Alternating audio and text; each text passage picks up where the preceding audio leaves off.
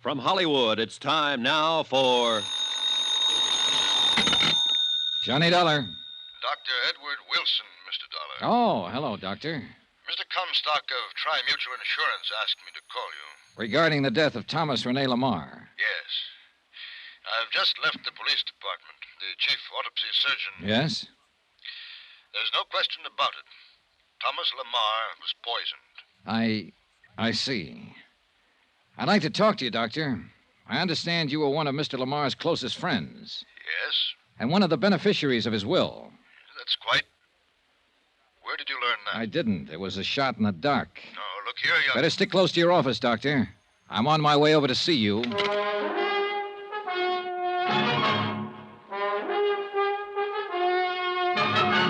Tonight and every weekday night, Bob Bailey in the transcribed adventures of the man with the action-packed expense account, America's fabulous freelance insurance investigator. Yours truly, Johnny Dollar.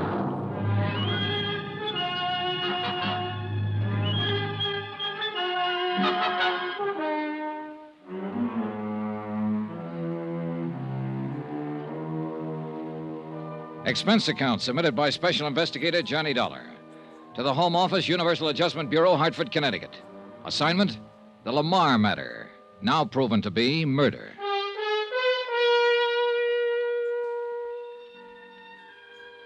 As the facts of this case lined up, it appeared that Thomas Rene LaMarr, wealthy manufacturer of aircraft components, had only two really good friends. Lawrence Comstock, who had issued him $1.5 million worth of life insurance policies, and Dr. Edward T. Wilson, and a wonderful, lovely, charming adopted daughter, LaVon, whom I'd met during my brief vacation in La Jolla, California, whom I'd accompanied back here to South Bend, Indiana, when she received word of her father's sudden death. What little evidence I'd been able to pick up seemed to point to one Walter Marson, LaMarr's personal secretary. Unknown to LaMarr, he had married Vonnie, and therefore stood to benefit from his death. Oh, why kid about it? I'd fallen for the girl, heavily. And when I found out that she was already married to a slick, smart promoter, well, let's keep personalities out of this case, especially mine. I'd told Vonnie that I'd come up and see her out at the family mansion, but I thought I'd better contact Dr. Wilson first. Come in. Come in, Mr. Dollar. I've heard a great deal about you from Lawrence Comstock. And please, sit down. Thanks, Doctor. You said something over the phone that's bothered me. I won't mince words. Apparently, you and Larry Comstock were Thomas LaMarr's closest friend. I don't think there's any question about it, my boy. And I'm sure Lawrence will verify that. He already has. That's why I took a shot in the dark and suggested that you're a beneficiary of LaMarr's will, not his insurance. I already know that his daughter Vonnie gets that, but his will. Well, does that shock you, or... I suppose Larry's a beneficiary, too. Yes? Then either one of you might conceivably have had a motive for bringing about his death. What? Now, just a minute, young Relax, man. Doctor, relax. I make no bones about it. This is the roughest case I ever tried to handle. Unfortunately, I started out by getting myself emotionally involved with Vonnie LaMarr. Go ahead, laugh if you want to. Hardly. She's a very wonderful girl. A bit mixed up at times, perhaps, because of... Well, because of what? Are you aware that, unknown to her father, Vonnie was married? Is married? Yes, to some Walter Marson, Larry Comstock told me. Marson was Thomas LaMarr's personal secretary. Did Lawrence tell you why she married him? I don't think he knows.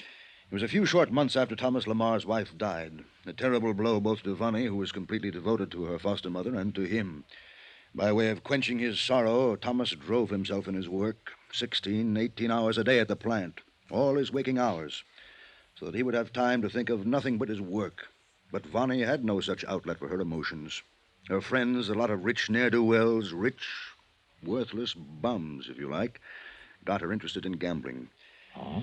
She plunged into it with a recklessness and abandon that quickly got her into debt so deeply that, well, there was only one way out. Her father didn't know? No. But young Marson did, and he took full advantage of it. In return for her agreement to marry him, he promised to quietly obtain the necessary funds from Thomas LaMarr's investments, which he, Marson, handled. And he did. And she married him? Yes.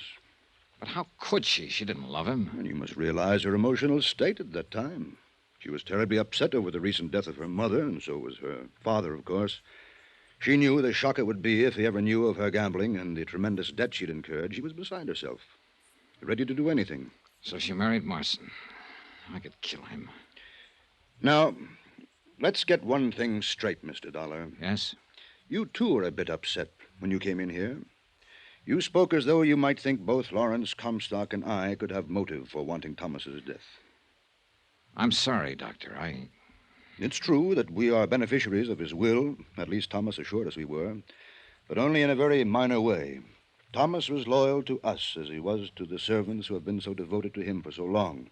And whatever little he has left us and them... I'm sorry, Doctor. I guess I was just feeling hurt and angry and taking it out on anyone I could find. At least that's the way Larry Comstock put it.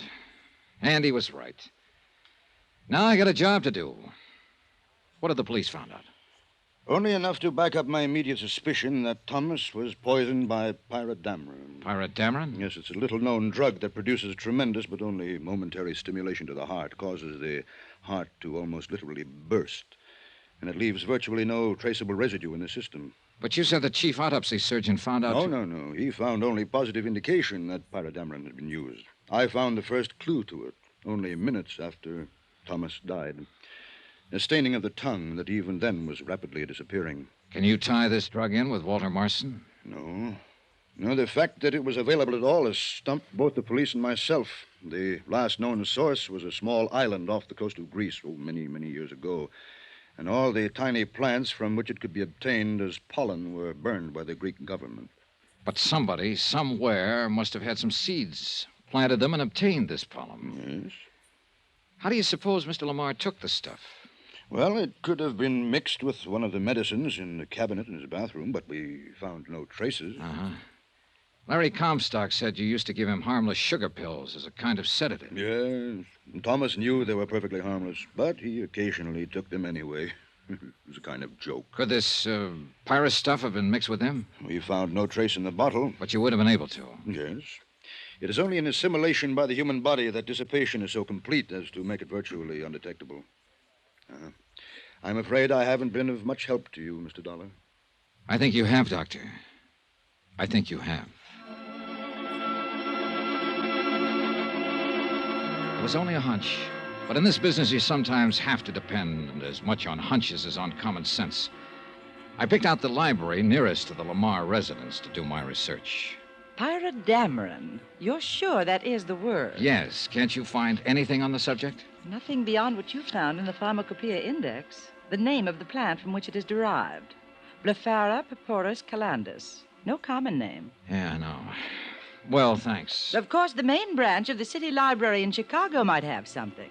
Sure, thanks. Why, yes, I'm sure I can find what you're looking for. You see, I myself am quite a student of rare drugs and poisons. Oh, what's that? Well, after a long, dull day here at the library, I enjoy nothing more than curling up in a big chair in my little apartment and reading detective fiction. Oh, well, where's the book? I'll show you. But quietly, please. We must maintain the proper atmosphere for our readers. Oh, sure. Yes, I know the poison pyrodamron very well. It was used in that wonderful story, The Case of the Yellow-Lipped Monster. Oh, excellent book. Thrilling. Oh, you should read it. Yeah, well, Pyrodamron was new to me, so as usual, I had to find out all about it, and I did find out, too. The plant it's derived from, where it's grown, where it was grown. You see, it's been extinct now for many years. Yeah, I understand. Oh, Now, deadly thing, terribly deadly. But now here is the book that will tell you all about it. The title is Flora Exotica Mediterranea. That means exotic flowers of the Mediterranean. Flora Exotica Mediterranean. what's the matter? I don't... Oh, good heavens, it isn't here. You sure? But it was. I'm sure it was only yesterday. Oh, dear. Well, here, do you see? It was taken out from right here. Well, who took it out? I don't know. Won't your records show? No, I never permit any books to be taken from this section without my knowledge. Oh, never. Afraid somebody'd consult the stuff for ulterior motives? Oh, dear, no. It's just that the only ones who want these books are the rabid whodunit fans like myself, and, well, I like to talk to them. Well, isn't there some other book that might give me the information I want? Oh, not another book in the world. I know. And now, oh, tragedy, it's been stolen. Well, this was one time a hunch didn't pay off. Quite the contrary. I'd wasted a lot of time. Expense account item 9, 520. Taxi out to the LaMarr mansion. I was almost relieved to learn that Vonnie was not home. I'm very sorry, sir, but she and Mr. Marson left shortly after noon to make the funeral arrangements. Thank you, Harrison. However, as you know, Miss Vonnie wished you to have full access to the house, and if you care to wait... How is she holding up, Harrison? Most admirably, Mr. Dollar, under the circumstances.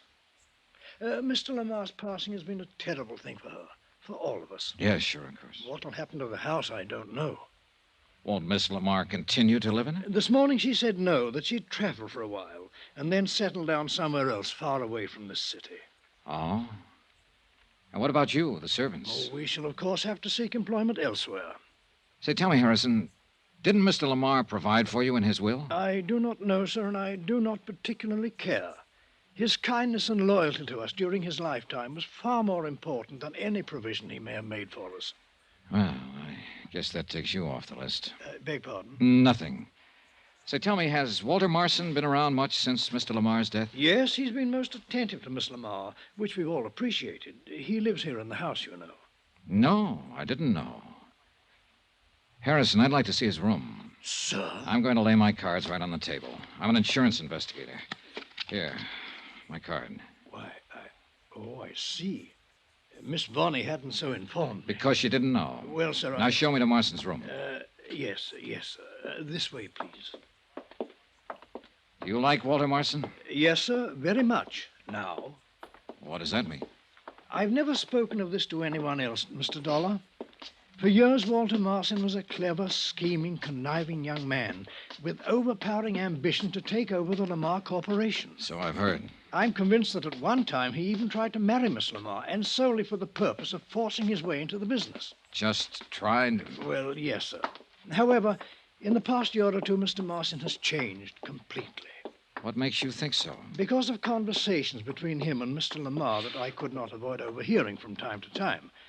Mr. LaMarr knew what Marson was attempting and faced him with his knowledge of it. Here is his room. Go on. Mr. LaMarr could have made it very difficult for him in view of his record. Prison record? Yes, sir, for embezzlement. But instead, he gave the young man another chance. So? Go on. And Mr. Marson made the most of it. He changed completely. I say without reservation, sir, that Mr. Marson is as honorable a young man as I know. Pretty sure of that, aren't you? Yes, sir. A butler living as close to them both for so long can invariably... Pardon me, sir, but does something give you the reason to think I'm mistaken? No. Unless perhaps it's this book I just found lying on his desk. Book, sir? Flora Exotica Mediterranea.